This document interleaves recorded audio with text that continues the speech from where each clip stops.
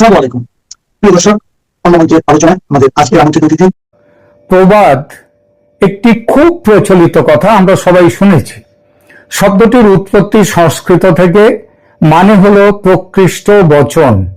সুদীর্ঘ সময় ধরে অভিজ্ঞতায় পাওয়া ভালো কথা একটু রূপকের আড়ালে মানুষ প্রকাশ যখন করে, তখনই সেটা হয়ে যায় প্রবাদ, এবং যুগ যুগান্ত ধরে সেইটা চলতে থাকে। এইরকম একটি প্রবাদ হলো, যা নেই ভারতে তা নেই ভারতে। মানে যা নেই ভারতে তা নেই ভারতে। প্রথম ভারত বলতে মহাকাব্য মহাভারত, অর্থাৎ মহাভারতে যা নেই সেইটা। দ্বিতীয় ভারত বলতে ভারতবর্ষ, মানে ভারতবর্ষ উপমহাদেশ। ভারত মানে ভারত শুধু নয়, ভারত, বাংলাদেশ, পাকিস্তান, নেপাল, ভুটান, শ্রীলঙ্কা এবং মালদ্বীপ, এই নিয়ে হচ্ছে ভারত উপমহাদেশ। ধর্মে আলাদা হলেও অভিন্ন এদের সংস্কৃতি। যে কথা বলার জন্য প্রবাদ প্রসঙ্গে এসেছি সেটাই বলি। মহাকাব্য মহাভারতে যা আছে তার সবই আছে এই ভারতে, আর মহাভারতে যা নেই তা কোথাও নেই। এই প্রবাদ যে বাংলাদেশের ক্ষেত্রে কি নিদারুণভাবে সত্যি, সেই বিষয়টি নিয়ে দু চার কথা বলবো। 18 পর্বের, আপনারা জানেন মহাভারত 18 পর্ব। এই 18 পর্বের মহাভারতের শেষ দিকের একটি পর্বের নাম হলো মৌসল পর্ব, মানে সহজ কথায় মুসল পর্ব। মুসল মানে মুগুর। কুরুক্ষেত্র যুদ্ধ সমাপ্ত, তারপর কৌরব মাতা গান্ধারীর অভিশাপে যদু বংশের মানে শ্রীকৃষ্ণের বংশের ধ্বংস হয়। মৌসল পর্ব হলো সেই ধ্বংসের কাহিনী। কাদের হাতে ধ্বংস হয় যদু বংশ? বাইরের শত্রুর হাতে নয়, তাদের নিজেদের মধ্যে সংঘর্ষের ফলে, অর্থাৎ জ্ঞাতি বিবাদ, গৃহ বিবাদ, আত্মবিবাদ। ভগবান শ্রীকৃষ্ণের বংশজ হওয়া সত্ত্বেও কেউ বাঁচেনি। গৃহ বিবাদ এমনই ভয়ঙ্কর। মহাভারতের এই মৌসল পর্ব থেকেই উঠে এসেছে বাংলা বাগধারা। মুসল পর্ব শুরু হয়েছে, অর্থাৎ নিজেদের মধ্যে সংঘর্ষের ফলে ধ্বংস শুরু হয়েছে। এবার আসি বাংলাদেশ প্রসঙ্গে। এই কাহিনী কেন টেনে আনলাম? গৃহ বিবাদের ইতিহাস বাংলাদেশের জন্মের পর থেকেই, তার সবিস্তার ব্যাখ্যা এখানে নিষ্প্রয়োজন। ইতিহাসের পেছনের পাতা উল্টালে দেখতে পাবেন। তবু 2024-এর জুলাই আগস্ট থেকে যে গৃহ বিবাদ, যে ভ্রাতৃঘাতী সংঘর্ষ শুরু হয়েছে বাংলাদেশে, তার তুলনা মেলে না। তবে সান্ত্বনার কথা, বাংলাদেশের সেই মুসল পর্ব মনে হচ্ছে শেষ হয়ে এসছে। মহাভারতের মৌসল পর্বের পর এসেছিল মহাপ্রস্থান ও স্বর্গ আরোহণ পর্ব। স্বর্গ কি? স্বর্গ অর্থাৎ শান্তি ও সুখের দিন। সেই দিনের ইঙ্গিত যেন দেখতে পাচ্ছি বাংলাদেশে। কেন বলছে কথা, সেই ব্যাখ্যায় আসব। বর্তমানে সারা বিশ্বের চোখ ইরান যুদ্ধের দিকে। টিভি চ্যানেলগুলো দিনরাত সেই খবর দেখাচ্ছে। কিন্তু এমন একটি খবর আছে যা বাংলাদেশের জন্য, ভারতের জন্য এবং দক্ষিণ এশিয়ার ভূ রাজনীতির জন্য ইরান যুদ্ধের চেয়ে কোনো অংশে কম নয়। বাংলাদেশ থেকে আসা 9টি সিদ্ধান্ত বিশ্ব রাজনীতিতে আলোড়ন সৃষ্টি করেছে। বাংলাদেশের নতুন প্রধানমন্ত্রী তারেক রহমান এমন কিছু পদক্ষেপ নিয়েছেন যা অনেকের ঘুম কেড়ে নিয়েছে এবং বাংলাদেশ ও ভারতের মানুষের মন জয় করে নিয়েছে। বাংলাদেশের সঙ্গে ভারতের মানুষের মনও। আজকের ভিডিওতে আমরা বিশ্লেষণ করব কিভাবে বাংলাদেশের এই পরিবর্তন দুই দেশের জন্য একটি বিশাল সুসংবাদ এবং পাকিস্তানের জন্য এক বড় ধাক্কা হয়ে এলো। গত 25শে মার্চ ছিল বাংলাদেশের ইতিহাসের এক কলঙ্কময় দিন, গণহত্যা দিবস। এই দিনটিতে প্রধানমন্ত্রী তারেক রহমান এক সাহসী পদক্ষেপ নিয়েছেন। তিনি পরিষ্কার ভাষায় জানিয়েছেন, পাকিস্তানকে 1971 সালের অপারেশন সার্চলাইটের জন্য তিনি দায়ী করেছেন। তিনি তার পোস্টে বলেন, 1971 সালের 25শে মার্চ ছিল বাংলাদেশের ইতিহাসের সবচেয়ে নৃশংস ও লজ্জাজনক দিন। পাকিস্তানি দখলদার বাহিনী সেই রাতে নিরীহ বাঙালির ওপর যে জঘন্য গণহত্যা চালিয়েছিল তাকে কোনোভাবেই ভোলা সম্ভব নয়। প্রধানমন্ত্রীর এই অবস্থান প্রমাণ করে যে তিনি বর্তমান এবং ভবিষ্যৎ প্রজন্মকে স্বাধীনতার প্রকৃত মূল্য মনে করিয়ে দিতে চান। তার এই বার্তা পরিষ্কার, পাকিস্তান একসময় শত্রু ছিল এবং তাদের কর্মকাণ্ডের কথা বাংলাদেশ কখনো ভুলবে না। তারেক রহমানের পূর্ববর্তী মোহাম্মদ ইউনূস সরকারের পাকিস্তান নীতি ও মুক্তিযুদ্ধ বিরোধী অবস্থানের কথা একবার মনে করুন।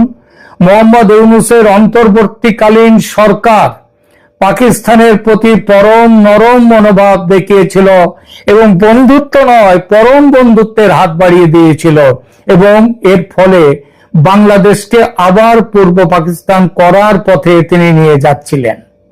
৩রা ফেব্রুয়ারি ২০২৫-এ অন্তর্বর্তীকালীন সরকার, গত বছর ৩রা ফেব্রুয়ারি অন্তর্বর্তী সরকার একটি নির্দেশ দেয় যাতে বলা হয় সরকারি রেডিও বা টিভিতে পাকিস্তানের নৃশংসতার কথা প্রচার করা যাবে না এবং স্বাধীনতার অনেক ভিডিও ফুটেজ ধ্বংস করারও কথা তিনি বলেন। ৭১-এর মহান মুক্তিযুদ্ধকে ইতিহাস থেকে মুছে দিতে ইউনূস তার সেই কুখ্যাত রিসেট বাটন পুশ করার কথা সেটাও মনে করুন। কিন্তু প্রধানমন্ত্রী তারেক রহমান সেই সমস্ত নির্দেশ বাতিল করে দিয়েছেন। তিনি স্পষ্ট করে দিয়েছেন যে সত্য গোপন করা যাবে না। এটি তার দ্বিতীয় বড় সিদ্ধান্ত যা বাংলাদেশের জাতীয়তাবাদকে আরো শক্তিশালী করেছে।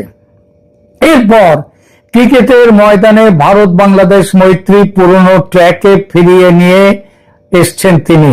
খেলার মাঠেও দেখা যাচ্ছে বড় পরিবর্তন। পাকিস্তানপন্থীদের উস্কানিতে বাংলাদেশ এর আগে টি-20 বিশ্বকাপে ভারতের বিরুদ্ধে না খেলার বা ভারতের আতিথেয়তা গ্রহণ না করার পথে হাঁটছিল, তার ফলে বেরিয়ে গিয়েছিল টি-20 বিশ্বকাপ থেকে। কিন্তু বর্তমান সরকার সেই ভুল সংশোধন করেছে। এই সেপ্টেম্বর, আগামী সেপ্টেম্বর 2026-এ আয়ারল্যান্ডের সাথে সিরিজ বাতিল করে বাংলাদেশ ভারতের সাথে খেলার সিদ্ধান্ত নিয়েছে। আগস্ট ও সেপ্টেম্বর মাসে ভারত ও বাংলাদেশের মধ্যে 3টি ওয়ানডে এবং 3টি টি-20 ম্যাচ অনুষ্ঠিত হতে চলেছে।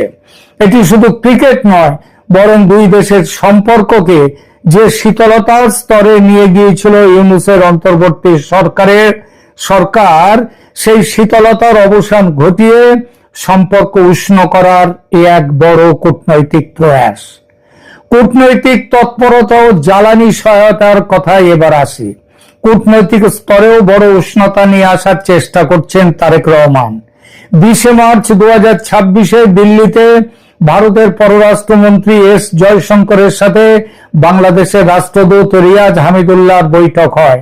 তারা পরিষ্কার করেছেন যে বাংলাদেশ ভারতের সাথে কাঁধে কাঁধ মিলিয়ে সদ্ভাব রেখে চলতে চায়। অন্যদিকে জ্বালানি সংকটের এই সময়ে ভারতও সত্যিকারের বন্ধুত্বের হাত বাড়িয়ে দিতে দেরি করেনি। তেল সংকটের প্রভাব ভারতেও কম নয়, তবু ভারত তার নিজের ভান্ডার ভাগ করে নিচ্ছে প্রতিবেশীদের সঙ্গে। শ্রীলঙ্কা, নেপাল, ভুটান, মালদ্বীপ সব প্রতিবেশীকেই এই বিপদে তেলের যোগান দিচ্ছে ভারত। গত 10 মার্চ থেকে তেলের পাইপলাইনের মাধ্যমে 5000 টন ডিজেল সরবরাহ করেছে ভারত। তারপরে আড়ত পাঠাচ্ছে। পাকিস্তান যখন তেলের অভাবে হিমশিম খাচ্ছে, ভারত নিজেও যখন বিপর্যস্ত, তখনও ভারত তার তেল দিয়ে বাংলাদেশকে সাহায্য করে প্রমাণ করে দিয়েছে যে প্রকৃত বন্ধু কে। এই যেন সেই পুরনো আরেকটি প্রবাদ নতুন করে দেখা গেল। সেই প্রবাদটি হলো, যদি হয় স্বজন, তেঁতুল পাতায় নজন। আপনার লোক হলে, আপনার মনের মানুষ হলে তেঁতুল পাতাতেও নজন খেতে পারে, দুঃখ কষ্ট ভাগ করে নিয়ে একসঙ্গে থাকতে পারে। গোয়েন্দা সংস্থার প্রধানের ভারত সফর ও নিরাপত্তা নিশ্চিত করা তারেক রহমানের আর এক বড় সিদ্ধান্ত। নিরাপত্তার খাতিরে বাংলাদেশের নতুন গোয়েন্দা প্রধান কায়সার রশিদ চৌধুরীকে সরাসরি ভারতে পাঠানো হয়েছিল। আবারও তিনি এসছেন। অজিত ডোভালের সাথে তিনি দেখা করে গেছেন, মিটিং করেছেন। অতীতে পাকিস্তানের আইএসআই এর যে অনুপ্রবেশ বাংলাদেশে হচ্ছিল, বাড়ছিল, দিনের পর দিন পাকিস্তান সেনাবাহিনীর থেকে যারা আসছিল বাংলাদেশে সেসব বন্ধ করতে এই পদক্ষেপ নিয়েছে তারেক রহমান সরকার।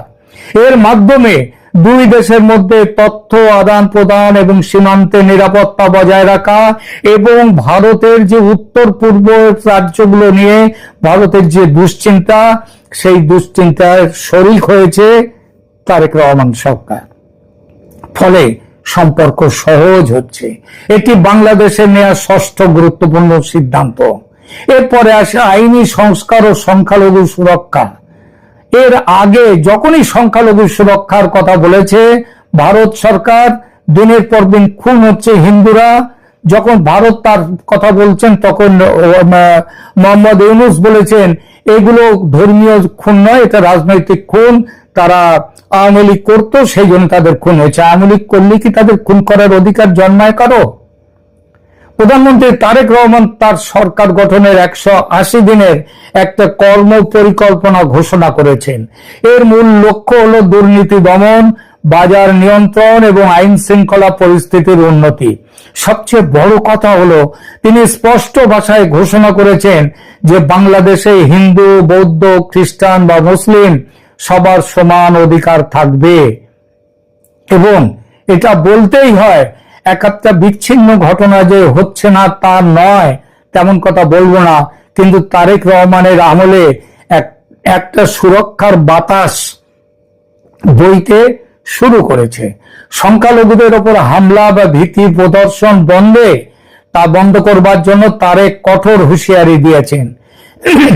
এটি শুধু বাংলাদেশের অভ্যন্তরীণ শান্তি নয়, বরং ভারতের সাথে সুসম্পর্ক বজায় রাখার ক্ষেত্রেও এটা এক অপরিহার্য ধাপ, যেটা ভুলে গিয়েছিলেন মোহাম্মদ ইউনূস।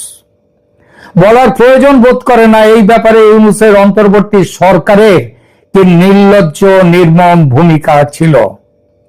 বাংলাদেশ এখন এক নতুন পথের যাত্রী।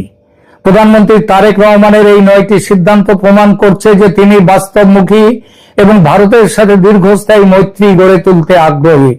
তিনি ভারতকে এটাও বলেছেন দেশে সুস্থ গণতন্ত্রের বিকাশ ঘটাতে তিনি বদ্ধপরিকর। সংসদের আগামী অধিবেশনে আওয়ামী লীগের ওপর থেকে নিষেধাজ্ঞা তুলে নেওয়া হতে পারে বলে ইঙ্গিত পাওয়া যাচ্ছে।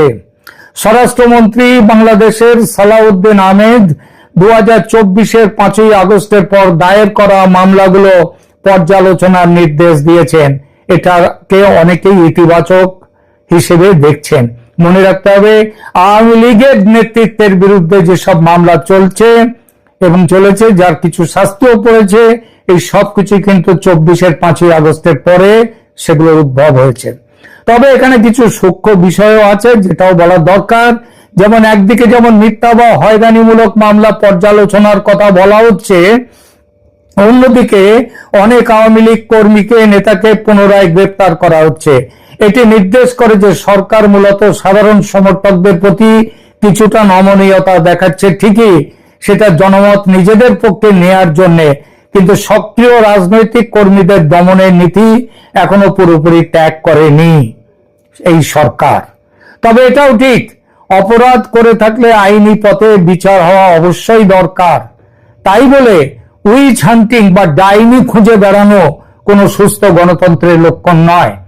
তারেক সরকারের ভেতরে একটি অংশ এখন এই ডাইনি খুঁজে বেড়াচ্ছেন, এখনো প্রতিহিংসা রাজনীতি চালিয়ে যাচ্ছেন, রিভেঞ্জ পলিটিক্স, যা ভারতের সাথে দেয়া তাদের প্রতিশ্রুতি, ওই আওয়ামী লীগের রাজনৈতিক পুনর্বাসন সংক্রান্ত প্রতিশ্রুতি, সেই প্রতিশ্রুতির পরিপন্থী। তারেক রহমানকে মনে রাখতে হবে, একটু কড়া করে বলি, আজ যে তিনি দেশে ফিরতে পেরেছেন ও প্রধানমন্ত্রী হতে পেরেছেন, সেটা কিন্তু ন্যায় বিচারের স্বাভাবিক পথ ধরে তিনি আসেননি। তার বিরুদ্ধে করা মামলাগুলো তুলে নেওয়া হয়েছে সরকারি সিদ্ধান্তে, এটা আইনি সিদ্ধান্ত নয়। এ বিষয়ে একটু বিস্তারিত তথ্য দিলে সেটা আশা করি অযৌক্তিক হবে না আমার কথাটাকে প্রমাণ করার জন্য। 2007 সালের জরুরি অবস্থার সময় থেকে 2024 সাল পর্যন্ত তারেক রহমানের বিরুদ্ধে মোট 84টি মামলা দায়ের করা হয়েছিল। খেয়াল করবেন, সংখ্যাটা লিখে রাখতে পারেন, 84টি মামলা তারেক রহমানের বিরুদ্ধে।